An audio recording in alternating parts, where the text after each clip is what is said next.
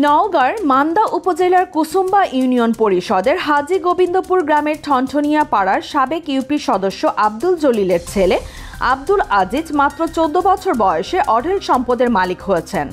সড়ক ও জনপথ বিভাগের সার্ভেয়ার আব্দুল আজিজ নামে বেনামে গড়ে তুলেছেন কোটি কোটি টাকার সম্পদ।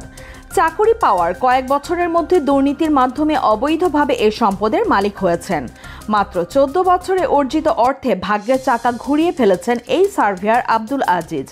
সরেজমিনে গিয়ে প্রতিবেশীদের সাথে কথা বলে জানা গেছে, তার বাবা পৈতৃক সূত্রে বাড়ি ভিটা সহ মাত্র 4 থেকে 5 বিঘা জমি পেয়েছেন। তার বাবা অনেক কষ্ট করে লেখাপড়া করিয়েছেন তাকে।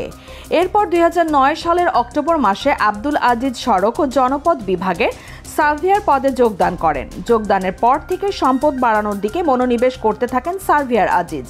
শুরু হয় তেলেসমাতি। ক্রমান্বয়ে পরিবর্তন হতে থাকে ভাগ্যের চাকা। চাকরির নামে আলাদিনের চেরাগ হাতে পেয়ে যান তিনি।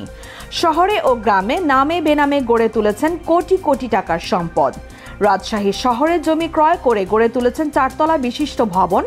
নিজ গ্রাম হাজী গোবিন্দপুর মোড়ে গড়ে তুলেছেন সিএনজি পাম্প স্টেশন। ক্রয় করেছেন প্রায় 10 থেকে 15 বিঘা জমি সহ গ্রামে তৈরি করেছেন আলিশান বাড়ি।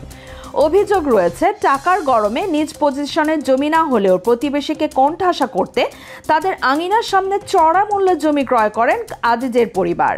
প্রতিবেশীরা বলেন, এর আগে আজিজের অঢেল সম্পদের বিষয়ে দুর্নীতি দমন কমিশনে অভিযোগও হয়েছিল, সেটিও বিভিন্নভাবে ধামাচাপা দেওয়া হয়। এরপর সেই অভিযোগের বাদী মারা গেলে তা ধামাচাপা পড়ে যায়। এখন প্রমোশন পেয়ে তিনি সওজের উপসহকারী প্রকৌশলী হিসেবে চাঁপাইনবাবগঞ্জে কর্মরত আছেন। অনুসন্ধানের প্রথম পর্বে আব্দুল আজিজের এসব সম্পদের বিষয়ে জানতে চাইলে তিনি বলেন, তার কোনো সম্পদ নেই, তিনি চাকরি করে সাধারণ জীবনযাপন করছি বলে ফোনটি কেটে দেন।